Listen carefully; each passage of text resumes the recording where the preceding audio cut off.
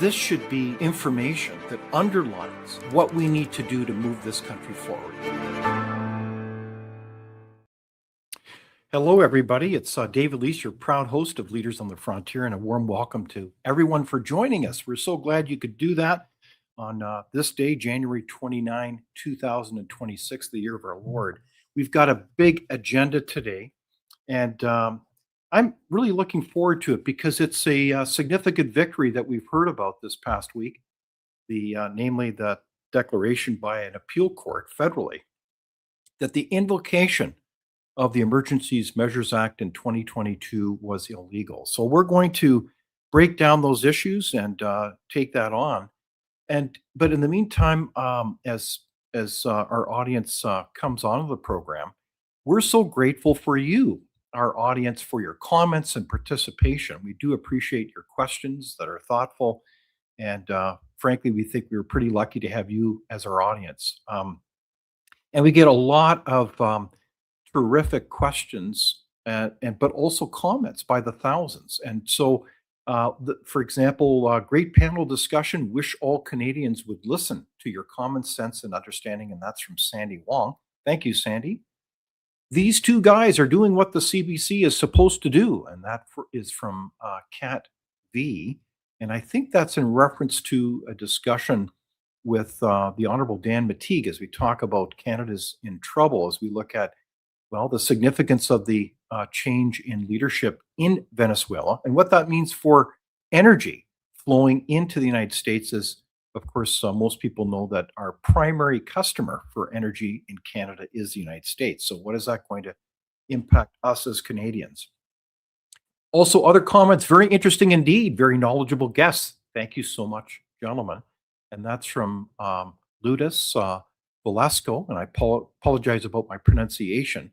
But thank you for that comment. And Alina says, thank you for this very informative interview. Things have to change in our systems. And I think that's in reference to Dr. Brian Day as we unpacked and reviewed the significant changes in Alberta's healthcare system that look like a green shoot of hope for the healthcare system in our country, as we know that it is certainly in crisis and struggles, despite having a lot of great people in the system, how it struggles to serve Canadians. So I hope you take in those kinds of episodes. I want to mention that yours truly does have the privilege of being able to be a regular guest on other programs across the country, including the great Gene Velitis, who has his weekly program on 610 CKTB out of Niagara and Toronto.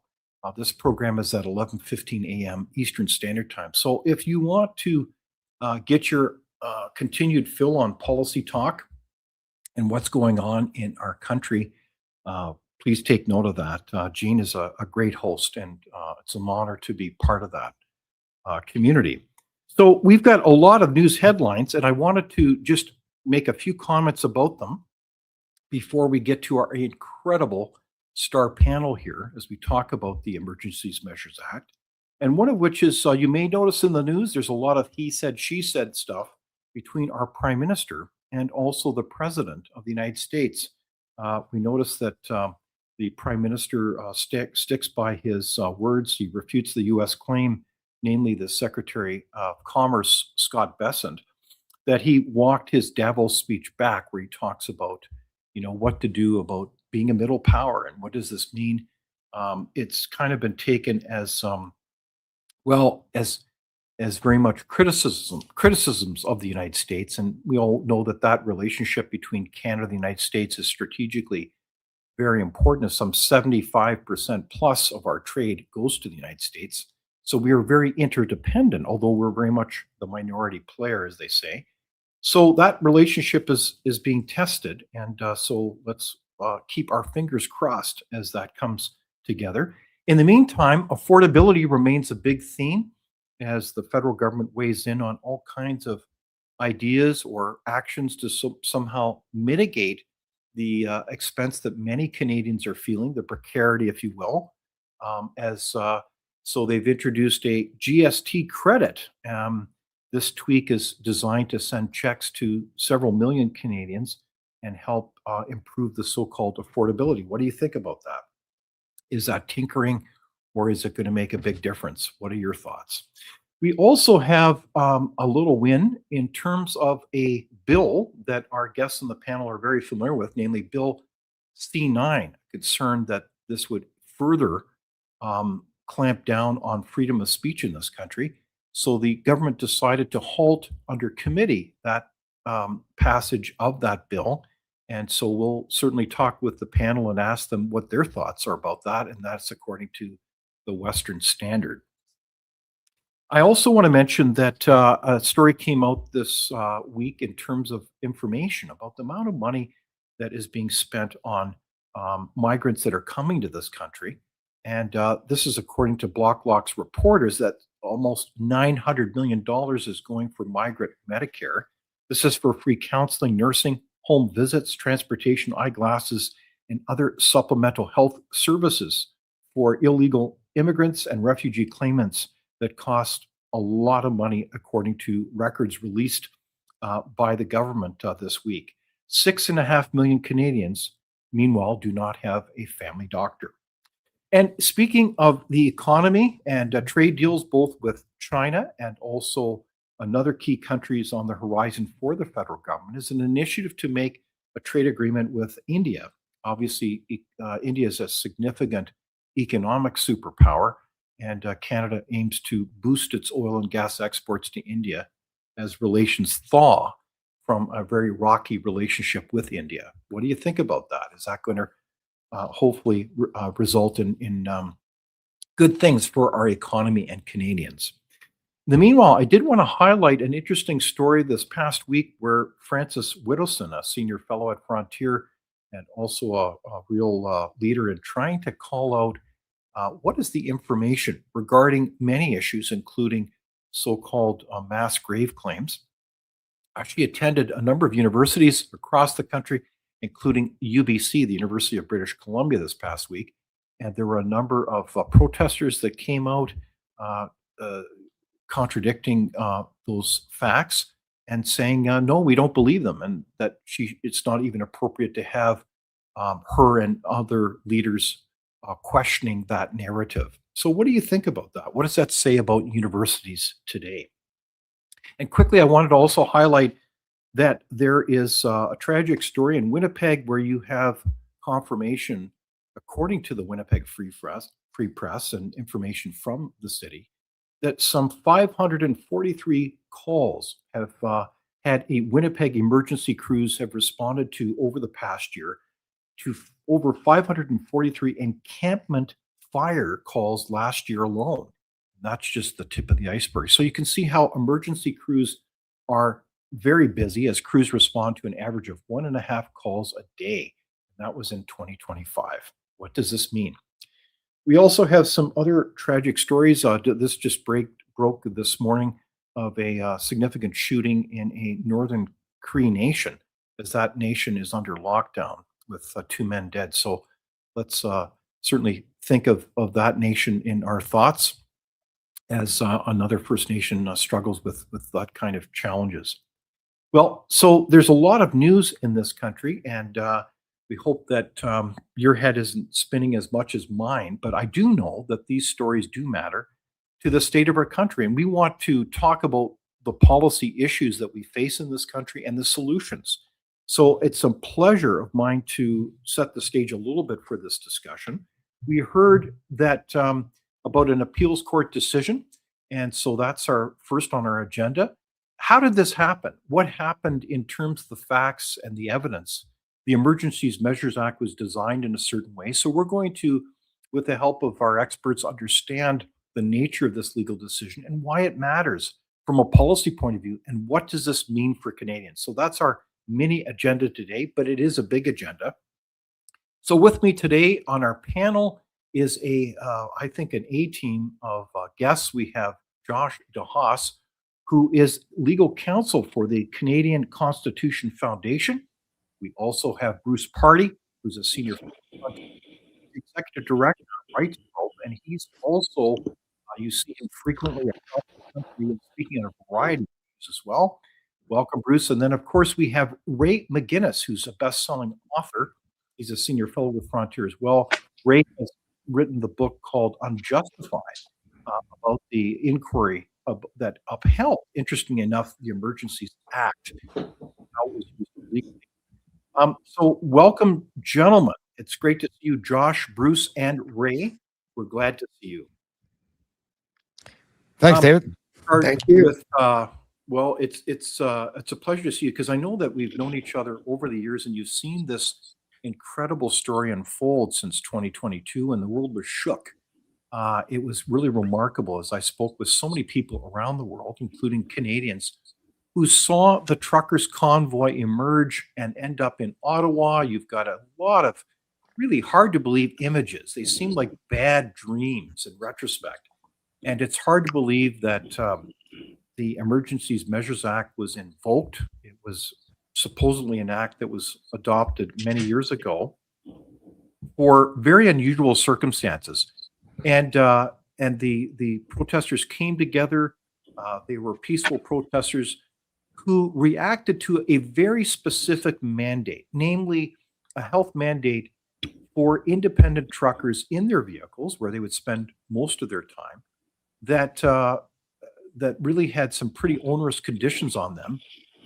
And it finally broke the camel's back, as they say, as people rallied together and really they made their way across the country and rallied really millions of people, not only in Canada, but around the world, as people said, enough is enough with these mandates. And to this day, we don't have the public information that justified this mandate that was laid on this group of people. And many of them put everything on the line, and including their livelihoods, and at great cost made their way to Ottawa and said, stop the mandates. And there they are protecting and cleaning up the war memorial, and as well protecting the area and giving out food to different people. But the narrative was very different. So we had the invocation finally with the Emergencies Measures Act. And so, Josh, I want to turn to you. What is the Emergencies Measures Act, and what's the significance of this decision? Well, the Emergencies Act is a 1988 statute that was designed in the wake of previous invocations of what was called the War Measures Act, which was an act where the federal government could declare an emergency and then, make criminal laws on the fly, sort of go around Parliament and the normal lawmaking powers to deal with an emergency like a war or an apprehended insurrection. But the Canadian public was not happy with that act and how it had been used in the 1970s during the FLQ crisis in Quebec, where a lot of people were rounded up and didn't have access to habeas corpus, couldn't go before a judge to have them review the legality of their detention. These were essentially political enemies of Prime Minister Pierre Elliott Trudeau, who had been rounded up. So this act was put in place with very clear thresholds for when the executive, that is, Prime Minister Trudeau in this particular case, could invoke an emergency and start making criminal laws on the fly like he did in February 2022. And what the Federal Court of Appeal found, and this is a huge victory for civil liberties and rule of law in Canada, was that the Trudeau government, did not meet the thresholds for that act. This was in a couple different ways. So first of all, there were no threats to the security of Canada. I don't think a lot of people necessarily realize this, but what the government was essentially saying when they invoked the Emergencies Act against the truckers was that these guys are terrorists and there are threats of serious violence. And what the Federal Court of Appeals said was, no, there was no threat of serious violence here. These were non-violent protesters. There were no guns. There were no, plans to set off bombs. This was completely non-violent protest in Ottawa. They thought Coutts, Alberta was a different story, but that was dealt with under the regular laws, which is the other part of the threshold that they didn't meet. And so in addition to that, they found that the measures under this, the freezing of the bank accounts, as well as banning essentially going to any trucker protest, violated your charter rights to expression and security against unreasonable search and seizure. Okay, so this is a big decision in your mind. To your credit, as well as other organizations, you've been at the front lines in terms of bringing this legal decision to bear this is a big deal. This is a big win for, frankly, individual rights and freedoms in this country. Is that right, Josh? This is a huge win for individual rights and freedoms in this country. It matters for free speech, for the rule of law, and just for the future of Canada.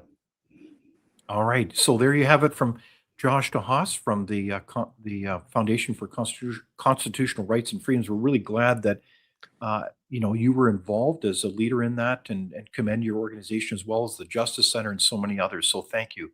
I want to turn to Bruce Pardy, and Bruce, you're a professor of law at Queen's and executive director of Rights Probe. Why does this decision matter? Well, it is a big decision. It's important. It matters because the government did something that it was not authorized to do. And you need a court to say that, because otherwise it's just an opinion. One of the things about this decision is that it's very ordinary. In other words, the court here is not reaching for things and making up new law. It is doing just a very standard job of interpreting a statute. And that statute sets out the requirements for its own use. And the court very simply says those requirements were not met.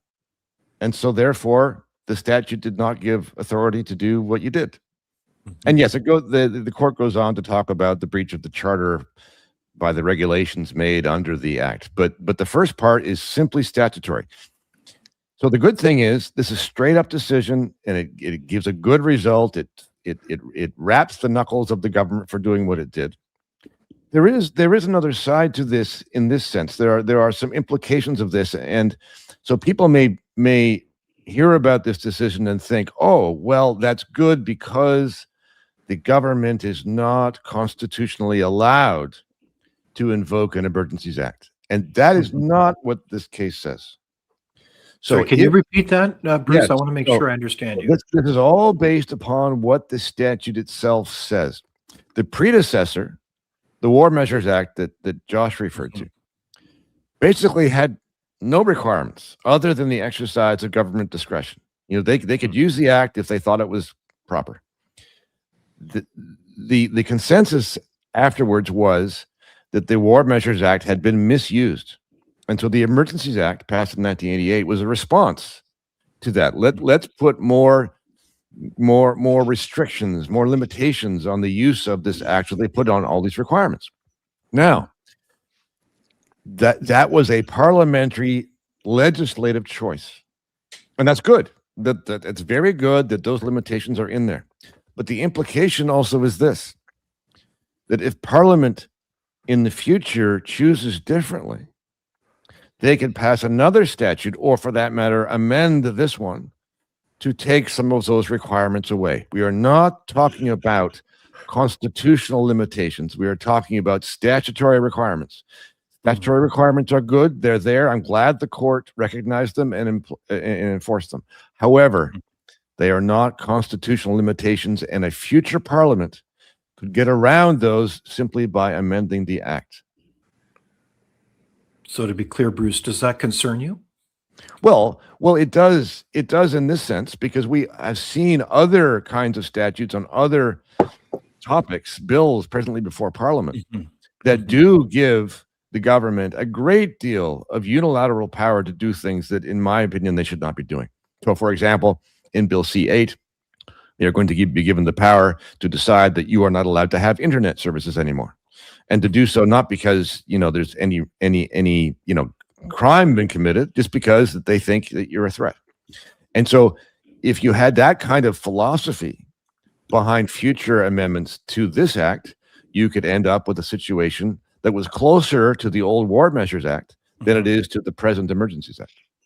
Okay, that's a great takeaway, and we're going to come back to this because there are obviously big lessons to be learned from this decision, and it begs big questions around, so what? What does it matter? I mean, I hear the comments in the audience.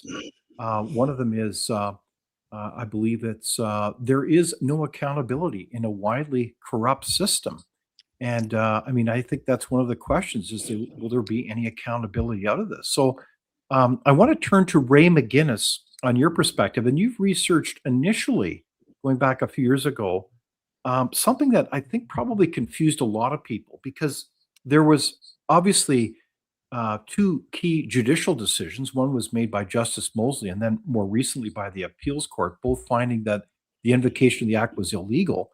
But before that was a review by the use of the Emergency Measures Act. So this decision, does it surprise you? And what's your reaction to this? Uh, it's a relief to me that the Federal Court of Appeals upheld the lower court decision that the government acted unlawfully and unconstitutionally.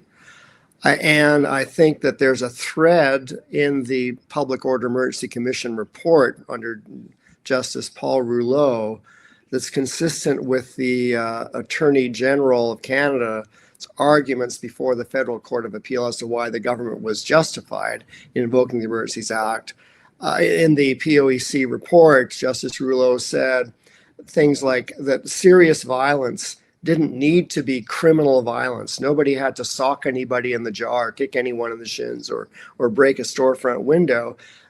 Violence in the Public Order Emergency Commission report could be understood as psychological violence. You're terribly upset by what you're maybe watching on the CBC or CTV about the protests, and so therefore the government can go ahead and invoke the Emergency Act because of the psychological violence. And what the Attorney General of Canada before the Court of Appeals tried to argue was that that no court can rule in on what the cabinet is saying, that it was improper for a court to rule on what the government had done because of cabinet. It should be more deferential to cabinet, and so that thankfully was not done. Otherwise, what would have resulted would be preventing any court from reviewing materials relied upon where the cabinet, where there's no criminal evidence act involved,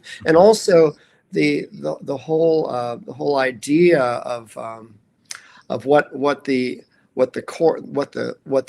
government was trying to say, things like that if there's a protest, at the Ambassador Bridge in Ottawa, at Windsor, that those kind of things, a blockade at a bridge or so on, can be a trigger for invoking the Emergencies Act. That this is the kind of serious violence, and yet the Federal Court of Appeals says, I think rightly, that where are citizens to protest? If you can't get any attention from local, municipalities, or your MP doesn't answer your emails, you go to a place like Parliament Hill, or there was in January to March of 2020. About 13 weeks of protests of national rail lines, disruptions of ferries out in the West Coast and more, and a number of highways in Ontario. And all through that, the Prime Minister at the time, Trudeau, was saying, we need to just ignore these disruptions and just sit down and have some reasonable conversations. And then 2 years later, they completely flipped their reaction to understandable, protests. Okay, so that's quite a summation, Ray. So just remind us, this is a little bit confusing. There's a lot of history here, but the first review of the Emergencies Measures Act was a judge named Justice Rouleau, and he concluded the act was what, appropriate to use? Is that a fair comment? What he said was that, on balance, the government was justified in making the decision to invoke the Emergencies Act, although reasonable people could disagree.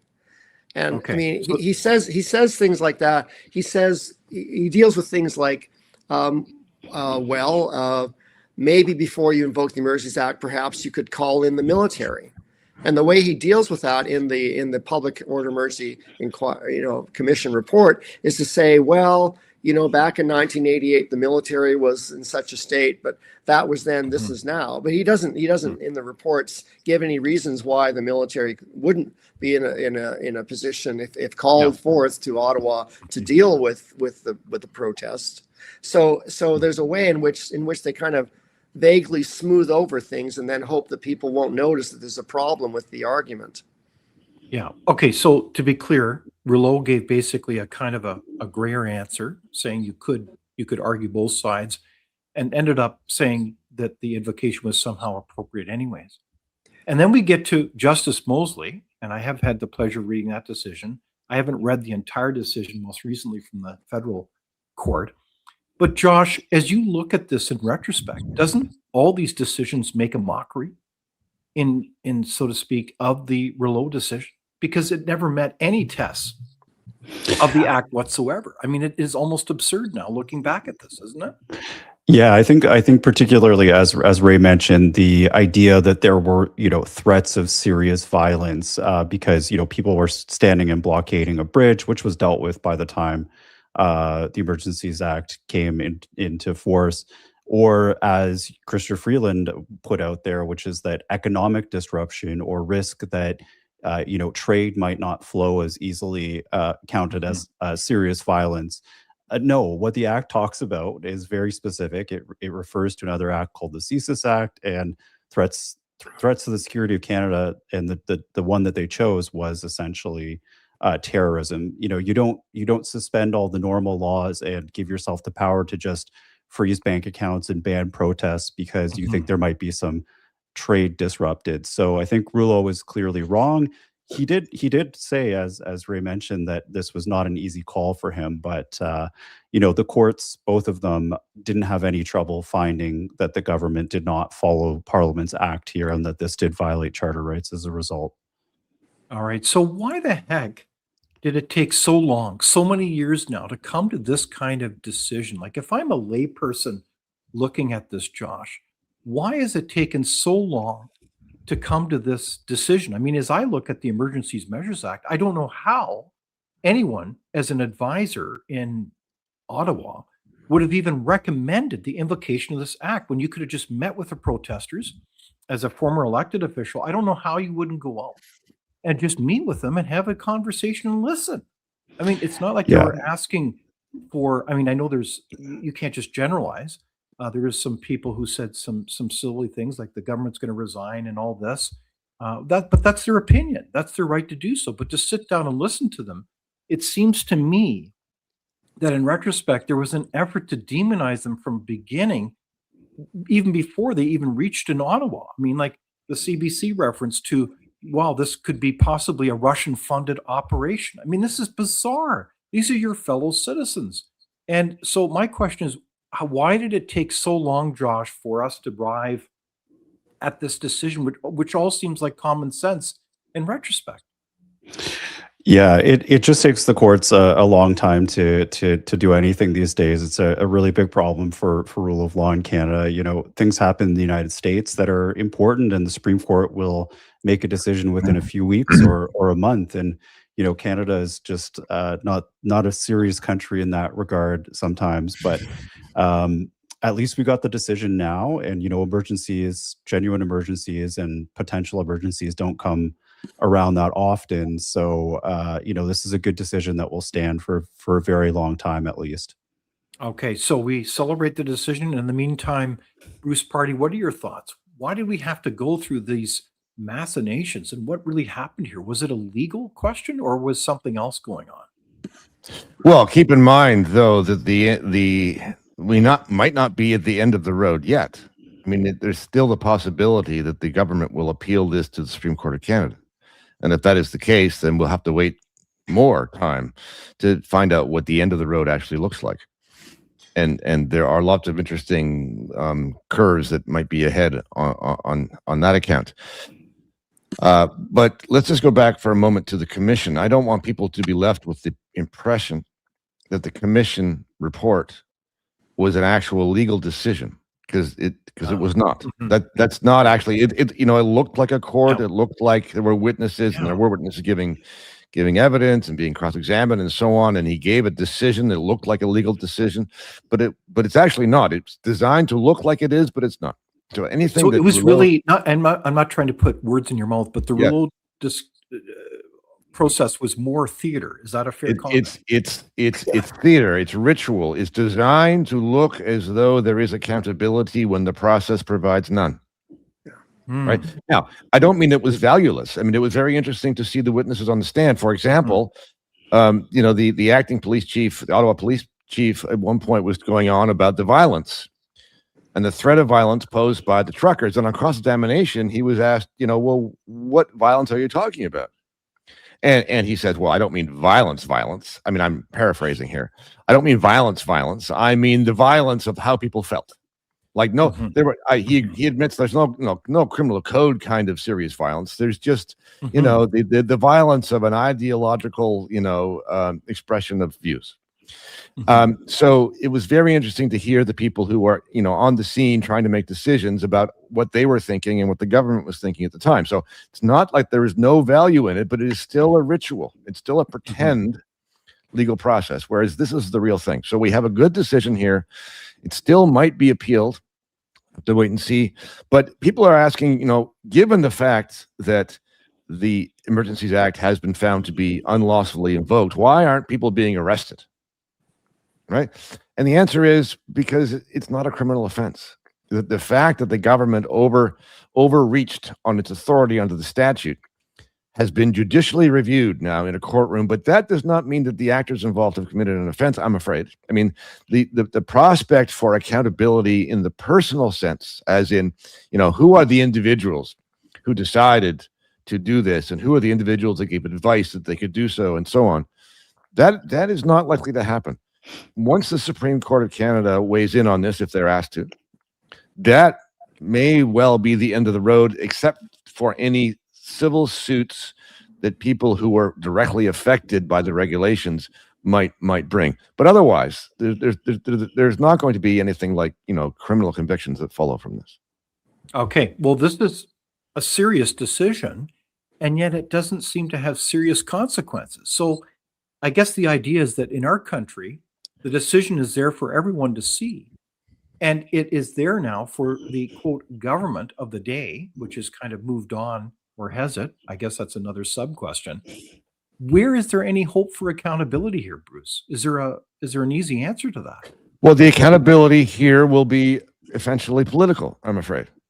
So the government has been told loudly and clearly that it breached its authority in invoking the act. And so, but this all depends upon the political flavor of the moment, right? So if the government measures or judges that it nevertheless would have political support for, trying to do the same kind of thing again, or whether or not it would have support for changing the act so that it could try to do the same thing again. I mean, that's what it depends upon. It was just going back to my previous point, which is this is all based upon the statute. So if there is political support for changing the statute so that the government could invoke the act again next time, if you had similar circumstances, well, then that can happen, because the court's decision here does not say it's not possible to have that kind of an act. The charter, of course, still applies. There's nothing the government can do except for invoke the notwithstanding clause to legislate around the charter itself. But that doesn't prevent having a statute like the War Measures Act or like the Emergencies Act, which can be pulled off the shelf without the kind of requirements that presently exist in the Act. All right. So I'm going to come back to Ray McGinnis and ask you shortly whether you see any hope for accountability here. But I want to ask Josh in the meantime, as legal counsel for the foundation, where do you see opportunities to go from here in a meaningful way that brings any measure of accountability? Well, I think there has been some accountability in a political sense, because the people who were responsible for this were Chrystia Freeland, who is no longer a politician, David Lametti, who is no longer a politician, although he's got a sweet gig as an ambassador or something overseas. And of course, Justin Trudeau is not prime minister. And part of what led to the downfall of Justin Trudeau, and there were many, many things, but part of it was this.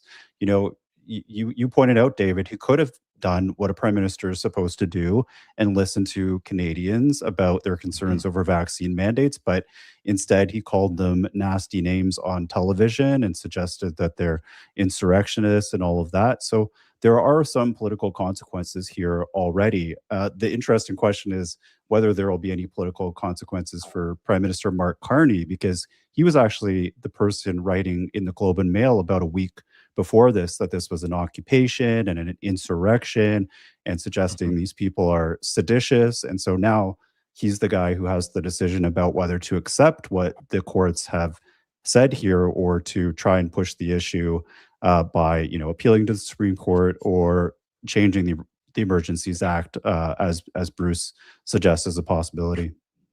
Okay. So, Ray, do you see any hope for accountability? Well, I think the hope for accountability is going to be through having kitchen table conversations across the country about why this Federal Court of Appeals decision is important. It's not going to be because the CBC, CTV, Global News, Globe and Mail are reporting and dissecting all the nuances of what this ruling means, because as far as I understand, they're being pretty quiet. I'm not hearing about A-list reporters rushing up to cabinet ministers, the 7 cabinet ministers that are still part of the cabinet that were back there in 2022, who made the decision in cabinet to invoke the Emergencies Act, and asking any hardball questions. And also, I think we still, since the Federal Court of Appeal ruling, we still have silence from the Attorney General, from the Prime Minister, and other people in the cabinet today. So we're going to have to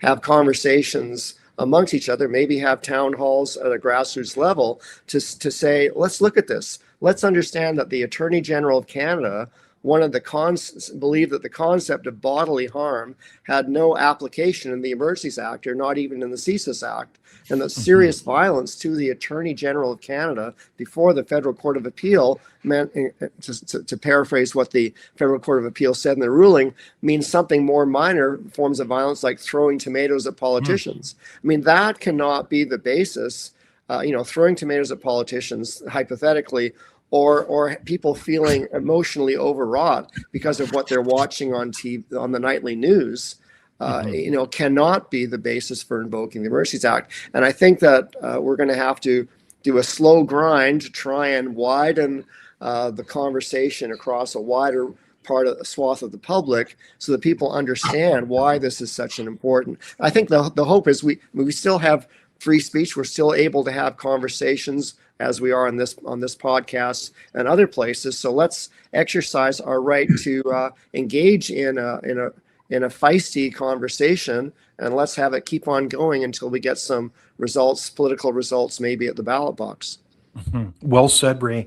So we are in this together as citizens. As we look at this decision, it behooves us to read the decision as best you can. But it's clear the facts are this is a devastating decision and a full indictment, I believe, in those actions in retrospect. Full stop, period. And if you can't see that, I think that begs the question, where do you get your information from? And I think that's part of your point, Ray, is the legacy media. Who the heck are they serving?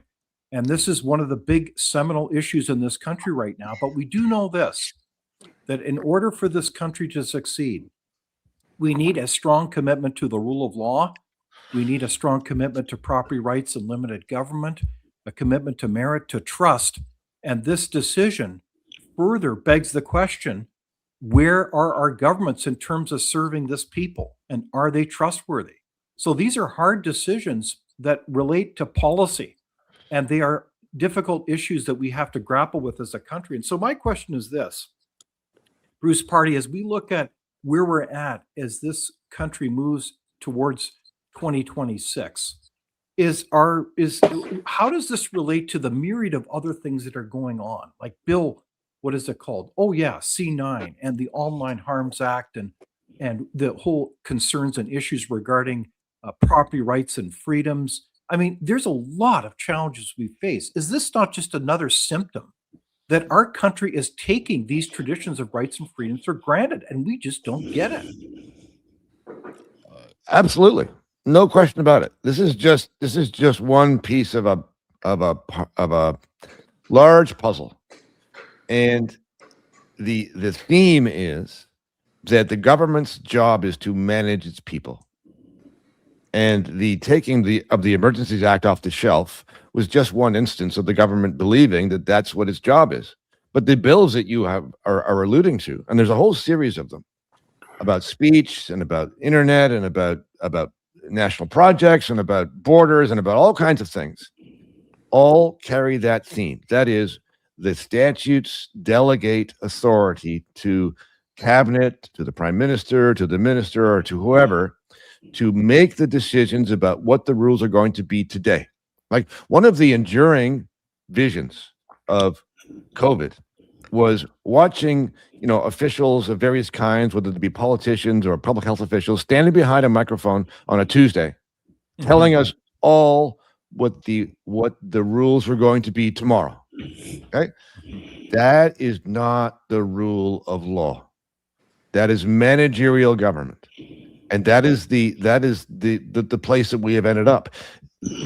This country, especially the people who rule it, do not actually believe in the kind of rule of law that you and I mean.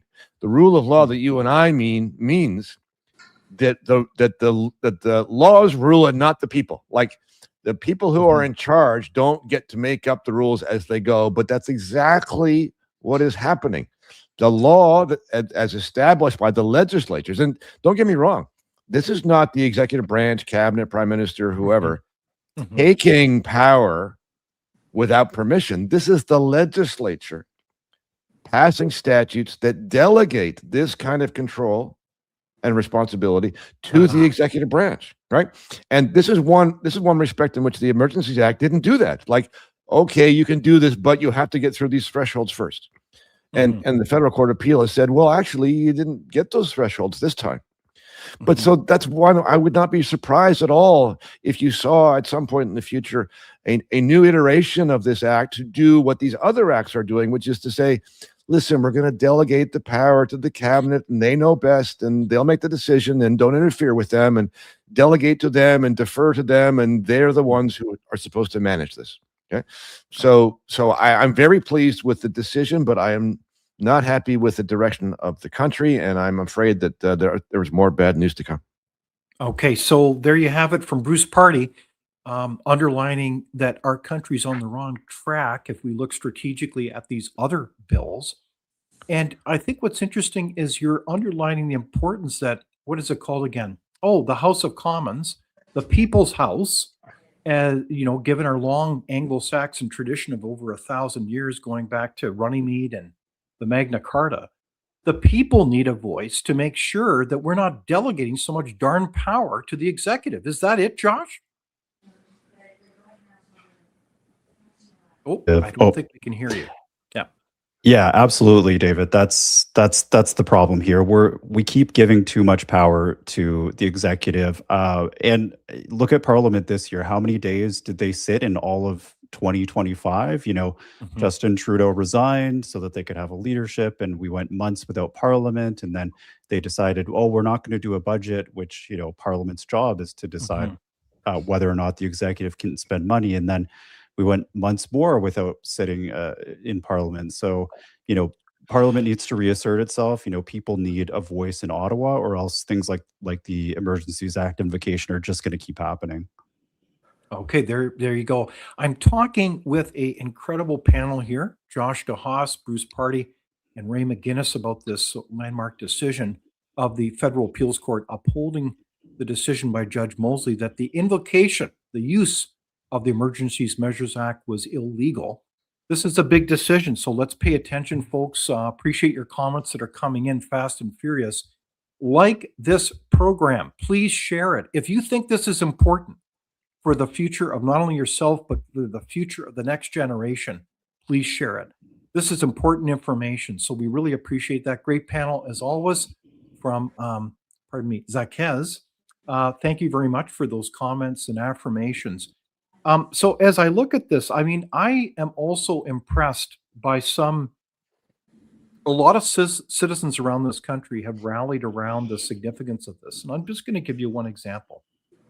When you look at this incident, the way it unfolded in 2022 and the use of the act to debank thousands of people, I think that sent shockwaves, not only across Canada, but around the world. I mean, regularly you hear on the international stage the use of like that example as proof of the dangers that government, the so-called good and the great, that I think all of us have been kind of describing, these people, this class of people who think it's their prerogative to intervene with that level of power has sent shockwaves across this country. And it's allowed for action where people need to be having a heart to heart with your banker and saying, what is your stance on this? Would you just debank me if the government asked me to?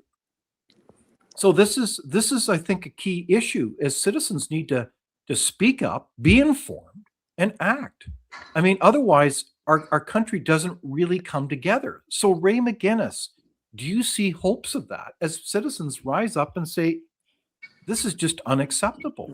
What are your thoughts on that?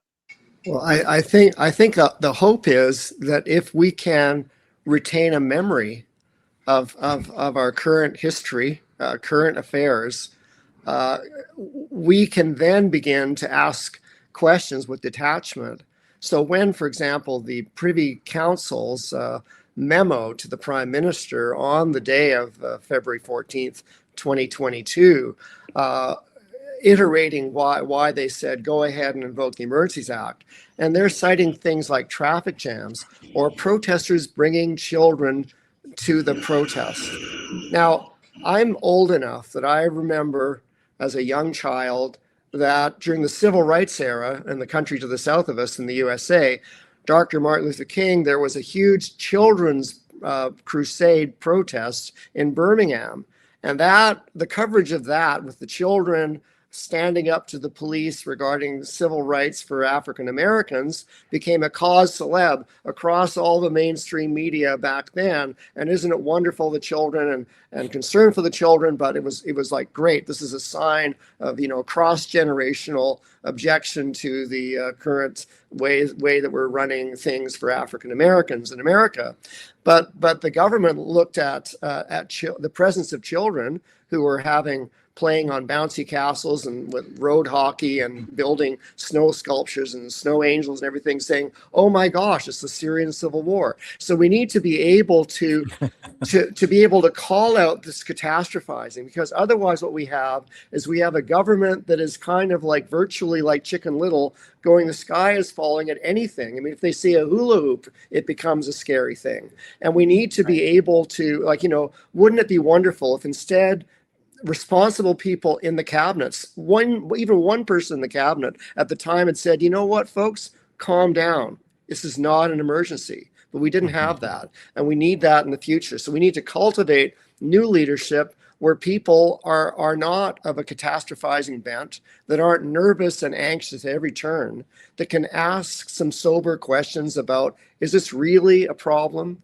And we need more of that kind of stellar leadership that asks the tough questions and doesn't go off the rails and worry and start invoking Emergencies Act left, right, and center. Well said, Ray. It sounds like we need, what is it called again? Oh yeah, courage and truth-telling and debate and freedom of discussion more than ever in this country. It's very interesting, the comments that come in. I think one comment was from Oliver talking about the amount of money that goes to legacy media. Just for the record, we know that some 2,000 media outlets are funded by the federal government. That creates a huge problem. So that's why independent media are even more important. So is this another foundational issue, Bruce, as we look at the public square and debate, is that a lot of Canadians are just simply not getting information that they can even trust or be able to have a discussion about? Well, yes, of course. Yes, of course it is. But there is even a bigger foundational structural problem, and that is that the people in this country do not have actually the kind of political power that we're describing. Even if they were awake. I mean, this country is basically a country of cartels. vested interests that governments protect and subsidize, one or the other. And legacy media they've turned into one of them, right? If you have governments paying you, then no one should expect you to give a straight answer that is against your interests. I think we have to start with the basic proposition that everybody, every industry, every politician acts in their own self-interest first and foremost. And if you take that view, instead of this naive Canadian belief that that our institutions and our actors with power are acting in good faith in the interests of the country, that does not bear up to the evidence. So we have a series of cartels. We have protected industries of all kinds. We have powerful families. We have Aboriginal elites and their helpers. We have universities. We have all kinds of institutions that have been both captured and compromised. Everywhere you look in this country, somebody is on the take, and it is those vested interests that shore up political power in this country, regardless of the color of the party. And so the idea that we are just going to sort of vote our way out of the system that we're in right now, I think is probably not likely. Right on. There's a comment here in the chat. How do we get accountability from the mainstream media in Canada? Taxpayers deserve to know how their money is spent. Well, if I may respond to that quickly, one is please donate to the Frontier as we try to provide these programs and frankly provide an alternative to the mainstream media. But I think what you're saying is so true, Bruce, that many of our institutions have been captured by not just ideological interests, but by financial interests that frankly don't want them to run as they were originally designed to do. We need a House of Commons that provides accountability, just like we need courts that provide accountability. So there's a great glimmer of hope here with this decision. So Josh, I want to turn to you with a kind of a question that really demands a crystal ball of certain sorts. And that is, do you see any hope that the government will rise to a mic at some undisclosed hour shortly and will say, you know what, we're not going to appeal this decision to the Supreme Court. We understand it. We've listened to the significance of it, and we know where the Canadian people are at, and we apologize. We apologize to this country for these past actions, and we genuflect, as so many people do, to all kinds of perceived injustices of the past, which I don't even pretend to understand. But we actually apologize for a real injustice that's been clearly documented by these incredible decisions. And we want to move forward in this country and understand what are the lessons learned. And we want to heal this country and we want to rebuild trust. And this is our vision for doing that. Do you anticipate that speech will ever happen in the next day? As we have silence, the deafening silence is just stunning. What do you say, John? I think the Canadian people really deserve an apology for what happened here. And I know the mainstream media hasn't been covering this much, but the Globe and Mail actually put out an editorial where they said that the Canadian people deserve an apology for what happened here. But I'm not holding my breath here. I think it's maybe more likely than not that they won't appeal, that they'll let the 60-day deadline pass, and that if they get asked about it, they'll just say, the Supreme Court has spoken and we support charter rights and it's time to move on, and this would be too divisive. But there's also another possibility here, which is that they decide that invoking the act was actually politically popular, even though it was blatantly illegal. And there's speculation there's an election coming up, and maybe the Liberal government will want to use this against the truckers who, a lot of people on the left and who are watching CBC all the time don't have a high view of. So I would lean towards this doesn't get appealed, but you never know. They might decide to appeal it, but an apology, no, that's not going to happen. Okay, very interesting prediction. What do you say, Ray? Is there going to be an appeal, or are they going to say an apology? What's your thought? Okay, so you may know of the German pharmaceutical company that made thalidomide back in the late 50s, and all kinds of, for morning sickness for pregnant women, all kinds of babies were born with missing limbs and partial limbs and so on. And Canada was the last country to take that off the market in 1963. But in 1962, most countries had taken it off the market. And that German manufacturer, the CBC reported in September 1st, 2012, that the German manufacturer, the president, spoke to the press and said, we would have said something to the families that had these awful results with birth defects and everything back in 1962. But for the past 50 years, we haven't answered because we've been in a state of shock. Now, imagine, we've just had this decision. Maybe in 2022, maybe in 2072, some future prime minister or attorney general will say, well, we meant to say something the last 50 years, but we've been in a state of shock, And I mean, that's maybe is a cynical thing to think, but it's almost as if they can't allow it. I mean, people like Melanie Joly and so on have been asked questions, I think, by Andrew Lawton in the parliament, and the answer is, well, it's before the courts. So it's like they just don't want to tackle it. Also, considering their position, there's many people who are part of the Liberal base that have believed every word coming out of the politicians and the cabinet ministers, and that all the protesters were rapists and you're going to overthrow the government and so on. The government's in a tough place if they start apologizing. How are they going to apologize and not get some pushback from their own base saying, hey, you can't apologize. Look at all these terrible people and insurrectionists and so on. So from the government's position, perhaps they don't want to say too much to disaffect their own supporters. What are your thoughts, Bruce? I'm not waiting for an apology. I don't really care. The thing that I think is the biggest obstacle for many Canadians is their own disbelief. This country is not what they think that it is. It doesn't work in the way that they believe that it works. Its constitution doesn't mean what they think that it means. Their rights are not what they think their rights are. I think they have to start seeing things for the way they really are, instead of the way that they think they imagine them to be. We are in a lot of trouble in this country. It does not work the way people believe. And the people who run it don't care about apologies. They don't care about minimizing power. They think their job is to manage the country. As long as people agree with that, we are going to be in a lot of trouble.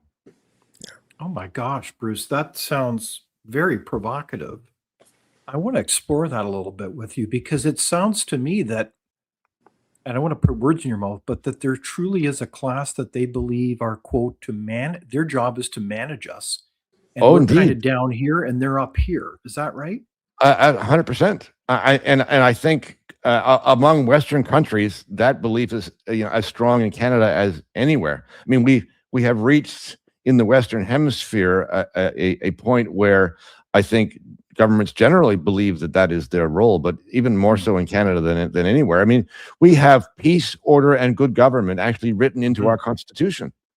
Yeah, our laws are based upon authority, not anything else. Not results, not the science, not good outcomes. Our laws are based upon authority. If you are a political actor and you have authority in a statute, you can make the call, and it would be very unusual for a court to reverse you, even if your policies cause a lot of detriment to a lot of people. That's not the way this works. Okay, well said, Bruce. I like the way you're challenging us to think clearly during this time in terms of a fundamental lesson. And at Frontier, we talk regularly about key principles that should guide any public policy, one of which would be, does it empower you as an individual to live a better life? Does a policy enable you to be able to live a life that can actually make you more prosperous and, frankly, be able to live a life that has those choices that respect who you are? So, Josh, is Bruce onto something here? Oh yeah, Bruce is definitely onto something here. Just to use the example he gave of journalism and who journalism really serves when it's subsidized by taxpayers, it's not the Canadian people, it's the people who profit from the particular CRTC rules that give CTV and Global and CBC all of this power and funding. And so Canadians need to wake up. They need to see what's going on here, and that we need to take back the power in whatever way we can. We can't just let this little, group of people in Ottawa who are, profiting off this continue to rule us. But I do want to say I have a bit more hope, I think, than Bruce for the future. And decisions like this show me that there are still reasonable people out there who want to make Canada work, even though I think it's pretty clear it's not working very well for most of us right now. Well said. I like our discussion and trying to really break down the significance of this decision and seeing it strategically for what it is and linking up with the larger issues at hand. So I guess my question then, as we wrap up this far-reaching conversation, is if you have any other concluding thoughts today, Ray, and I'll go around the circle between Josh and Bruce, but what are further thoughts in terms of what we can do as citizens to help move the ball forward as follow-up to this decision? Should we be writing members of parliament saying, gosh, maybe you need to think about doing what? Or what should we do when it comes to our bankers? What should we do in terms of, our media and what we do in our personal lives? Any further thoughts, Ray? Well, I think that if we got tens of thousands of Canadians across the country wanting to have a conversation with their bank manager saying, I'm not happy about what happened with the freezing of bank accounts back in 2022, and I want to be assured that I'm fine to remain here. I want to know what your position is. And if enough bank managers got many hundreds of people across the country telling them at each branch that this was an issue, yes, that could move the dial. And I think that it would. And I think that we need to be a country where we're more involving more agency on our own behalf, that we don't get up each morning and say, tell me what to think or tell me what to do, that we're observing what we're being told and we ask questions with more scrutiny. Otherwise, we'll just simply end up being a country, which to some extent we already are, where people simply wait for those who are put in positions of authority to tell us what to do, what the next rule is that they put in place, and just keep our heads down. But I think that what happens in any country over time that we've seen through history is if all the citizens do is keep their heads down and don't ask any tough questions, then you end up being part of an increasingly compliant and more autocratic system of government, which I agree with the managerial trajectory that Bruce is speaking about. So I think we need to be awake as much as possible and to ask questions, even though we might be. It's already an uphill battle, but it's worth trying to do what we can. Right on, Ray. Excellent. I would encourage people to read your book, Unjustified. It's available. I think it's a very insightful piece of research and a great read. I also want to now turn to Josh. What are your concluding comments? I think you have to focus on what you can do in your own life. And David, you mentioned writing to members of parliament. That still works. Bill C9, which we talked about, which is a serious risk to free speech, that's now been put on the back burner. And part of that is because 10,000 plus people organized by the Canadian Constitution Foundation wrote to their MPs. And so they're scared that this is not popular. And watch shows like this. Don't give your eyeballs to places like CTV or CBC if they're not reflecting your values or the truth of the world. And David, like I said, I worked at CTV, and I think your numbers are pretty good. I think they would make a lot of hosts they're jealous. So keep supporting organizations like the CCF, and write to your MPs and watch shows like this, share them, and talk to your friends and family. Right on. I like that, Josh, thinking, and give a donation to your foundation, Justice Center. I mean, there's some really great organizations that are doing the heavy lifting and work. And if it wasn't for you, we wouldn't have this kind of decision. I mean, let's face it. The government is loaded up with lots of money that they get from who is it again? Oh yeah, taxpayers. So you've gotta really figure out where you put your money, and that's part of it. Now, by the way, this program across the board gets 15, 20,000 letters every month. That says that a lot of Canadians are engaging and they're waking up. So, I see some parties in the chat saying, we're done as a country. Well, you may think that, but walking away is the easiest thing you can do in life, is just to give up. And I'd ask you, where are you going to go? Well, I mean, that's for another discussion, but I'm just trying to, respectfully challenge everybody. Don't just give up. That's the easiest thing you could do. So what do you say, Bruce? What should we do? You might not like my answer, David. In order to change the country, you have to have leverage. You have to have the leverage of a real challenge to the viability of the place.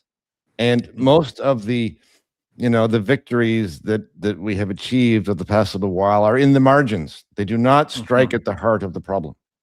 And I do not think that Canada in its present form can be fixed except perhaps one way, which is for Alberta to leave. Because Alberta leaving will challenge the foundation of the country. And then you get people who are in control of this country to actually have to look in the mirror and think, okay, well, if this happens, this won't work. The viability of Confederation is now in question.